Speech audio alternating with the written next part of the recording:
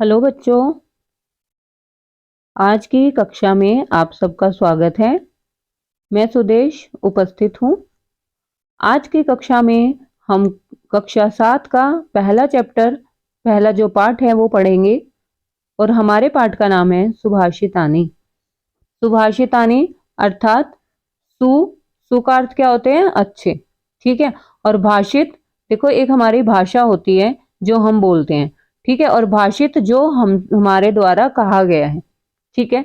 यानी कि अच्छा जो कहा जाए, यानी जो अच्छे वचन है, यानी जो अच्छे अर्थात मधुर वचन है। आज हम उन वचनों को यहाँ पर पढ़ेंगे। देखो पहला श्लोक है हमारा, पृथिव्याम त्रीणि रत्नानि जलमन्नं सुभाषितम् मूढ़ै पाषाण खंडेषु रत्न संज्ञा विधीयते। अर्थात पृथिव्याम, पृथिव्याम क्या होता है? पृथ्वी पर। क्या होता है पृथिव्याम? पृथ्वी पर। सुभाषितम, जैसा मैंने अभी आपको स्टार्टिंग में बताया, मधुर वचन अर्थात अच्छे वचन। मूढ़ई, मूढ़ई का अर्थ क्या होता है? मूर्खों के द्वारा। जैसे देखो आप सब ने बालक के शब्द रूप पढ़े होंगे। जब भी हम बालक के शब्द रूप पढ़ते हैं तो तृतीया जो विभक्ति होती है उसमें जो बहुवचन होता है वो क्या होता है? बालकही, ठीक है। ऐसे ही एक मूढ़ शब्द है, अकारांत है, तो जब हम इसमें तृतीय विभक्ति का बहुवचन लगाएंगे तो क्या बनेगा हमारा? मूढ़ई, ये बनेगा, ठीक है। इसका अर्थ होता है या तो मूर्खों से, जब भी हम तृतीय विभक्ति लगाते हैं तो उसका अर्थ निकलता है से या के द्वारा, ठीक है। तो मूढ़ई का क्या अर्थ हुआ? मूर्खों के द्वारा। पाषाण खंडेशु, पत्थर के टुकड़ों में। पाषाण क्या होता है? पत्थर, ठीक है। पाषाण क्या होता है? पत्थर, ठीक है। और जो खंड होते हैं, खंड मतलब छोटे छोटे टुकड़े, पत्थर के छोटे छोटे टुकड़े। और विधीयते, विधीयते अर्थात समझा जाता है, ठीक है। तो क्या हुआ कि पृथ्व्याम, पृथ्व्याम त्रीणि रत्नानि, ठीक है। पृथ्वी पर 3 रत्न है।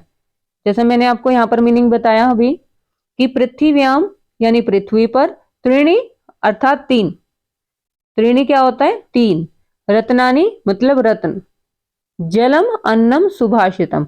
3 जो रत्न है कौन कौन से हैं? जल, अन्न और सुभाषितम, ठीक है। सुभाषितम का मैंने अभी आपको बताया। मूढ़ई पाषाण खंडेशु रत्न संज्ञा विधीयते। जो मूर्ख लोग होते हैं वो पाषाण के खंडों को ही रत्नों की संज्ञा समझते हैं, यानी रत्नों को ही संज्ञा दे देते हैं। किसकी? किसको देते हैं रत्नों की संज्ञा? पाषाण के खंडों को, यानी पत्थर के टुकड़ों को, ठीक है। अब देखिए जो ये हमारा यहाँ पर लिखा हुआ है जलम अन्नम, ठीक है। जब हम इसका संधि विच्छेद करेंगे तो वो क्या आएगा? जब हम इसका संधि विच्छेद करेंगे तो क्या आएगा? जलम, यहां पर हलंत आएगा, प्लस अन्नम, ठीक है। और हमें पता है जब भी हम संधि पढ़ते हैं तो म जो हमारे अर्ध व्यंजन होते हैं, ठीक है, वो स्वरों की सहायता से मिलकर पूरा बन जाता है। तो ये क्या बन गया? पूरा म, इसलिए यहां पर पूरा म आया है, ठीक है। तो देखिए जो हमारी हिंदी है इसकी, पृथिव्याम त्रीणि रत्नानि जलम अन्नम सुभाषितम मूढ़ै पाषाण खंडेषु रत्न संज्ञा विधीयते।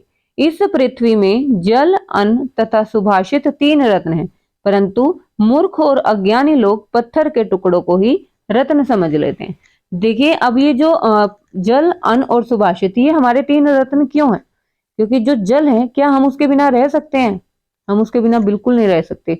हमारा जीवन जीने के लिए हमें किसकी आवश्यकता पड़ती है? जल की आवश्यकता पड़ती है, ठीक है। तो ये क्या हुआ? हमारा अनमोल रतन है ये, ठीक है। कोई जो पत्थर का टुकड़ा है उसके बिना तो हम रह सकते हैं, ठीक है, लेकिन जो जल है, जल जो रत्न है, उसके बिना हम बिल्कुल नहीं रह सकते, ठीक है। ऐसे ही जो अन्न है, अन्न भी क्या है? रत्न है, जो हमारे उदर की भूख को शांत करता है। उदर अर्थात पेट, पेट की भूख को शांत कर देता है। हम अन्न के बिना भी नहीं रह सकते, तो वो हमारा क्या हुआ? रत्न हुआ। और सुभाषितम यानी जो अच्छे वचन है, ठीक है, उनके बिना भी नहीं रह सकते, क्योंकि हमें जीवन यापन करने के लिए क्या चाहिए होता है? प्यार, प्रेम, ठीक है। और ये किससे आता है? अच्छे वचनों के द्वारा आता है। अगर हम किसी को बुरे वचन बोलेंगे तो क्या होगा? झगड़ा होगा और फिर पूरी पृथ्वी पर झगड़ा होगा। उससे क्या होगा, जो पृथ्वी पर जो लोग रह रहे हैं वो मर जाएंगे। ठीक है, आपस में झगड़े में क्या होता है, विनाश ही तो होता है। ठीक है, तो हमें जीवन जीने के लिए कौन कौन सी 3 चीजें चाहिए होती हैं? एक तो हमें चाहिए होता है जल, और एक अन्न, और एक अच्छे वचन, जिनके बिना हम जीवन यापन नहीं कर सकते। और रत्न वही होता है जिनके बिना हम जीवन यापन ना कर पाए। ठीक है, सबसे अनमोल वस्तु वो क्या होते हैं? जल, अन्न और सुभाषित।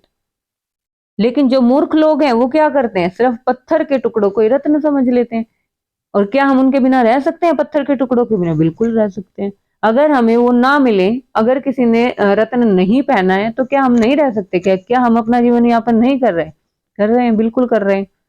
ठीक है, तो अनमोल रत्न वही है जिसके बिना हम नहीं रह सकते, और वो हमारे कौन कौन से हैं? जल, अन्न और सुभाषित, यानी अच्छे वचन। ठीक है, अब जो हमारे एग्जाम में जो प्रश्न आते हैं, ठीक है, वो किस तरह से आएंगे? जैसे अभी हमने इस श्लोक का अर्थ समझा। ठीक है, अब आपसे क्वेश्चन किया गया कि त्रीणि रत्नानि कुत्र सन्ति, जो 3 रत्न है वो कहां पर है? जो ये तीनों जो रत्न हमने बताए अभी पीछे, जल, अन्न और सुभाषित, वो कहां पर रहते, कहां पर मिलते हैं? वो पृथ्व्याम। कहां पर मिलते हैं? पृथ्व्याम। यानी कुत्र का मतलब होता है कहां, कुत्र का अर्थ क्या होता है? कहां। ठीक है, अब सेकंड क्वेश्चन है, पृथ्व्याम कति रत्नानि, कितने रत्न है पृथ्वी पर? तो क्या है? 3 रत्न है, त्रीणि रत्न है, तो आंसर क्या आएगा? त्रीणि। नेक्स्ट क्वेश्चन है, मूढ़ई कुत्र रत्न संज्ञा विधीयते, जो मूर्ख लोग हैं वो किसको रत्नों की संज्ञा दे देते हैं? तो आंसर क्या आएगा? पाषाण खंडेशु। आंसर क्या होगा हमारा? पाषाण खंडेशु। यानी जो मूर्ख लोग होते हैं वो पत्थर के टुकड़ों को ही रत्नों की संज्ञा दे देते हैं, वो पत्थरों को ही रत्न समझते हैं। क्लियर हो गया सबको?